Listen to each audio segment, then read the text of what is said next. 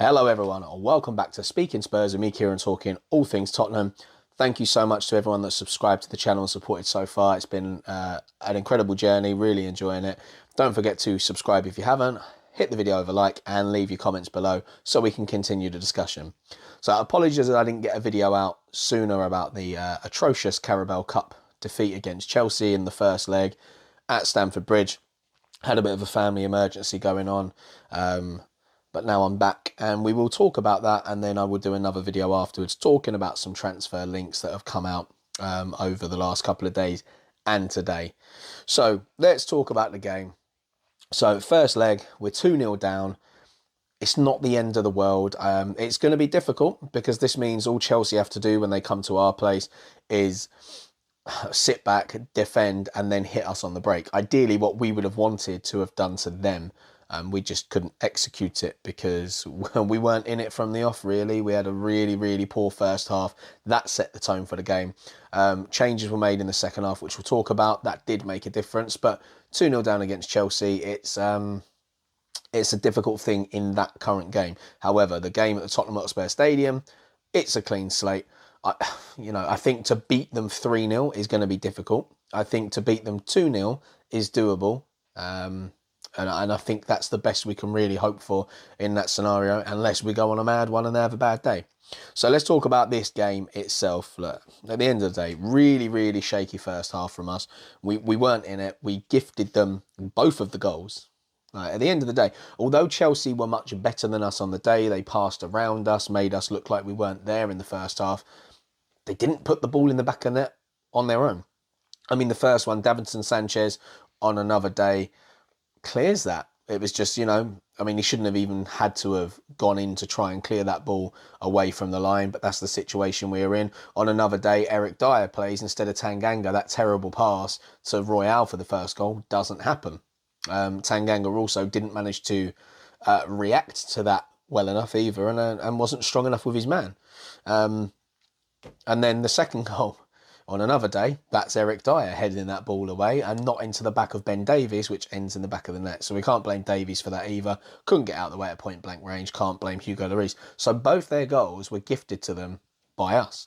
And for all the great play Chelsea had, they didn't score off their own accord.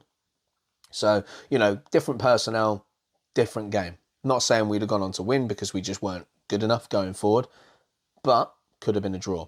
And instead we come away with a 2-0 defeat.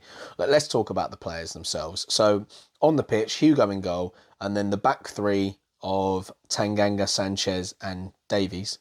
Sanchez being moved into the central role of the three. Royale on the right-hand side, Doherty on the left-hand side. Now, we saw what happened last time he came on and was put out on the left. It slowed the game down every time we were in attack because he had to keep cutting back on his right foot. It's not his natural position. He didn't have a great game and was taken off at half time. So yeah, him on the left, and then Skippy and Højbjerg next to each other in that familiar central midfield partnership, and then further forward, Mora, Kane, and Son, of which was pretty ineffectual as a three in this game. Didn't pose any real threat, but then there wasn't any service from anywhere else to them. So we'll just do some player ratings. Why not? Hugo Lloris comes away with his standard 6 that he gets so often. There was nothing he could really do for the goals. Didn't really have proper saves to make. There was nothing really convincing for him to do. Tanganga comes away with a 3. Now, this is a guy that showed so much promise when he first broke into the Spurs squad. Obviously, he's had injuries since that time. Other players have come in, which has pushed him further down the pecking order. He's had chances at right wing back this season, and he's been good but overly aggressive. That's been part of his game that he needs to work on. We like aggression, but there's too much, and he pushes players to the limit, picks up silly fouls. And in this game, terrible first goal, completely lay the blame on him, plays what we could refer to as a suicide pass to Royale. Royale's not facing that way for a start. He wants to move forwards. The ball's played nowhere near hard enough towards him. Ball's latched onto, and just everyone's backpedaling from there. And then when he's being attacked, he doesn't even get the right side of his man, makes it very easy and leaves Sanchez completely exposed. And And that's what it is. Poor from him. Second goal, that's his fault as well. It's an easy header. He's under no pressure. Now, I don't know if he got a call from anyone of what to do and to deal with it. But at this level, you should know there's nobody else near. You should have the awareness. So that should have been an easy header away. I mean, I had the opportunity to leave it as well. And instead, heads it straight into Ben Davies, into the back of the net, leaving Hugo Lloris once again with no chance of saving the ball. So 3 from him, really disappointing. Sanchez in the middle of the back 3 comes away with a 5. Now, this was his worst game in recent times for us, and I can't completely blame him for this. When we've seen him playing in a back 2, he hasn't been the most convincing. Since he's been in the back 3, he's been very good. Made a couple of mistakes here and there, but he's been way more consistent, and we've seen him reap the benefits of that. And I've enjoyed watching him there. It's the best he's played for us in a long time. Now, he was unlucky not to stop the first goal. On a different day, he might have got there, but he never should have had to have dealt with it anyway. The middle of the 3 is not his best position. There's too much responsibility. He is not a leader. Like, he's good in there to do his job. His passing distribution is nowhere near good enough to play in the 3. Dyer, having played all those years in central midfield, it's given him a better range of passing, a better understanding. Sanchez has not got that ability. So there's a lot of balls that are wasted. I mean, I'm not going to completely blame him for his performance, because Eric Dyer's understudy in that quarterback role, sitting there covering the defence, is meant to be Joe Rodon. I understand the reason he didn't play from the off is because of a rib injury that's been annoying him. And that's the reason he didn't come off the bench at any point. So he was on the bench, but wasn't quite ready to play in a game against a team of Chelsea's calibre. And that's why Sanchez was there. And Tanganga was in defence with them. So it was all kind of a bit of a mismatch, and we were forced into that situation.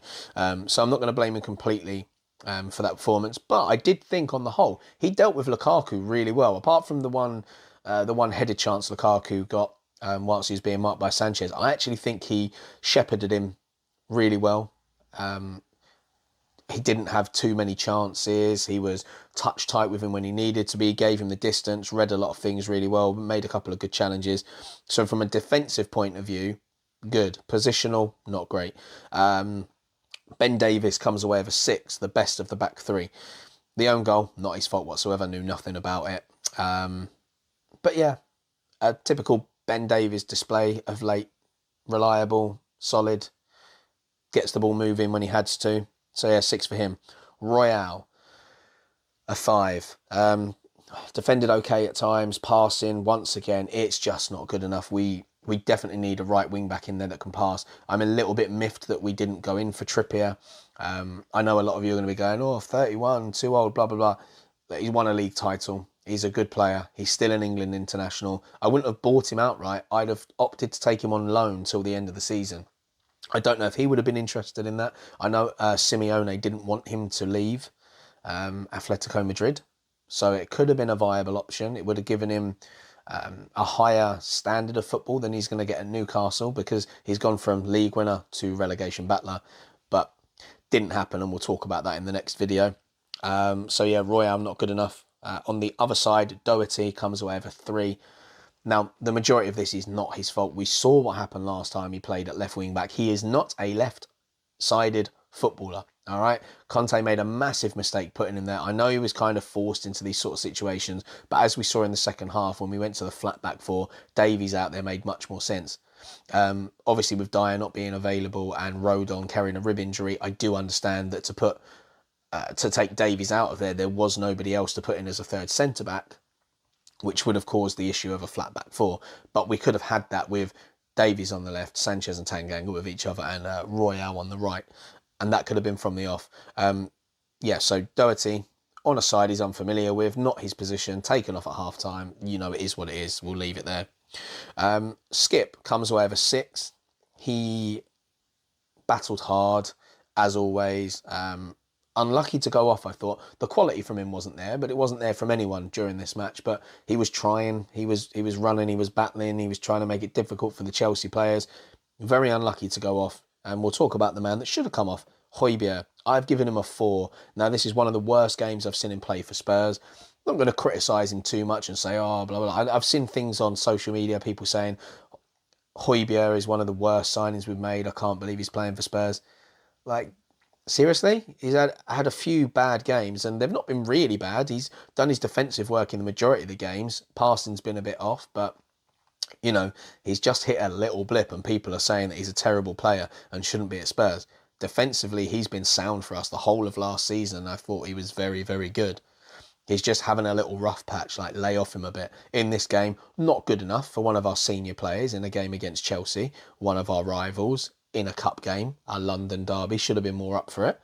But hey, it is what it is. They can't have perfect games every single time, because if every single footballer played to the ability that's within them, we probably wouldn't find the table the way it always is. The top six wouldn't always be the top six. So get over yourselves, those of you that have been really criticising Højbjerg. It was just a bad few days at the office for him. But yeah, comes away with a 4. He should have been the man to go off, and Skip should have stayed on. I understand the reason he probably didn't was because Conte wanted more experience on the pitch. Probably felt like he couldn't trust Skip and Winks together. And that's not because Skip's a bad player and Winks is a bad player. It's Højbjerg is a more mature player, has that mind, knows the position better, is less likely to be overwhelmed in these sort of games. But yeah, nonetheless, that was his decision. Lucas Mora, 5. Noticing a pattern, there's not very high scores here at the moment. I think Davies and Hugo are the only ones with more than a 5. So yeah, Lucas Mora comes with a 5. Volleyed over the bar on the 68th minute. He tried, as he always does, but lacked those good decisions, as is often a feature with Lucas Mora. He has glimpses of quality, but this, it wasn't good enough again.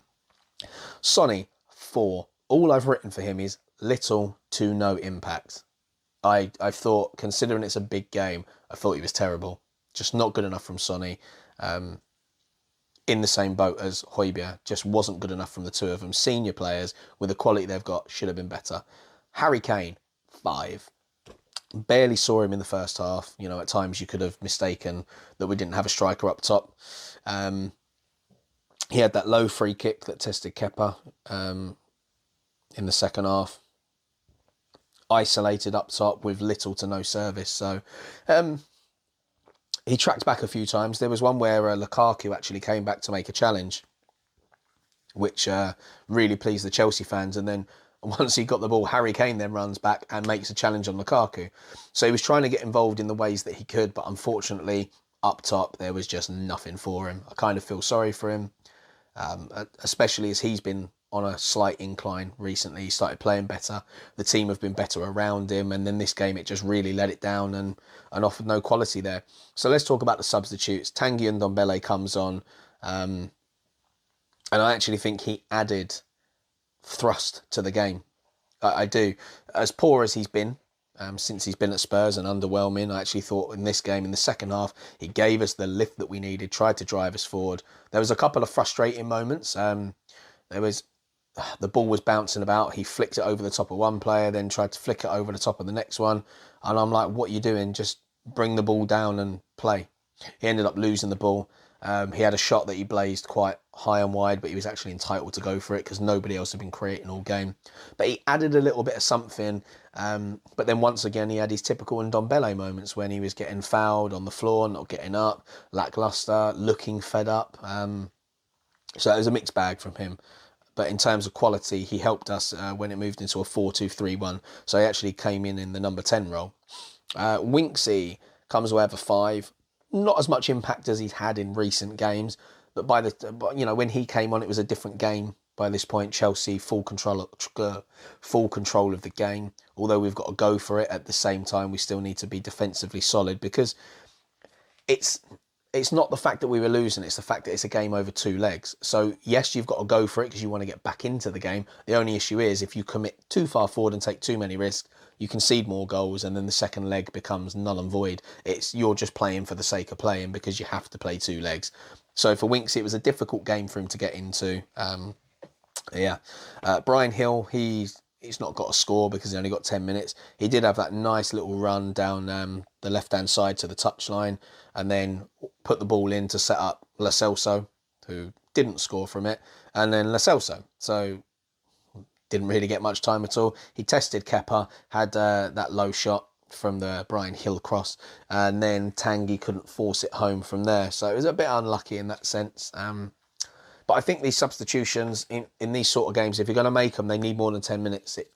It takes a while to get into a game. Even as a professional, 10 minutes is not enough. There's only so much warming up you can do at the side of the pitch, but nothing replicates those short, sharp movements as you're running across, sprints into jogging, into walking, and yeah, it's just not enough time. And I think, Conte got a few things wrong there. Probably should have shuffled things about a little bit more, but I do like the fact that he adapted at half-time and put us into the 4-2-3-1, and I think the players benefited from that. It added more balance to the team. But on the whole, the players themselves, it just was not good enough as a team. You can't go into a London derby in the Cup and be that passive in the first half.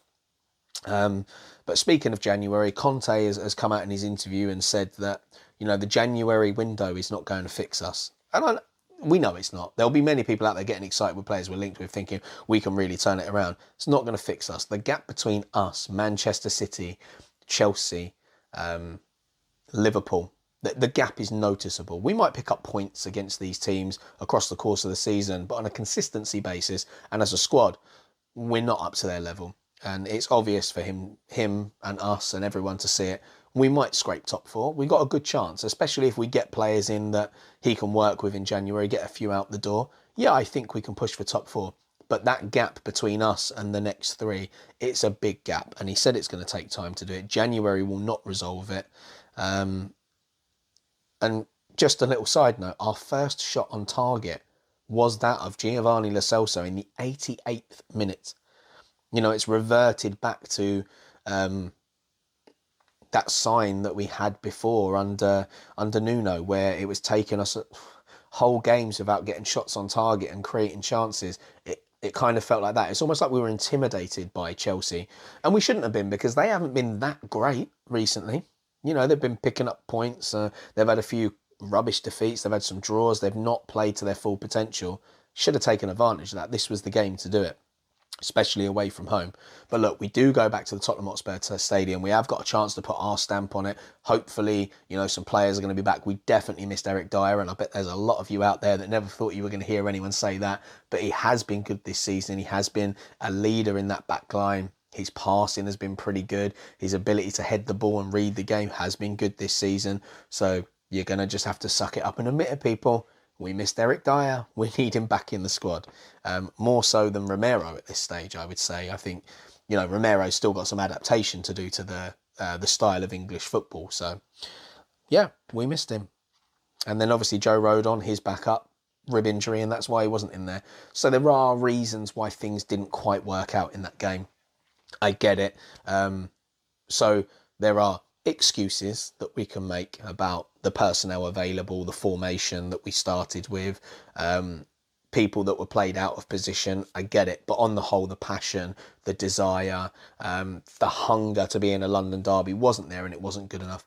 So look, that's my analysis and player ratings of the 2-0 defeat at Stamford Bridge in the Carabao Cup first leg. Second leg to pull it back. Hopefully we do. Thanks for sticking around for that. If you haven't done so already, please subscribe to the channel. Don't forget to support it with a like and leave your comments below. Thanks for sticking around and watching that one. And until the next video on transfers, come on you Spurs.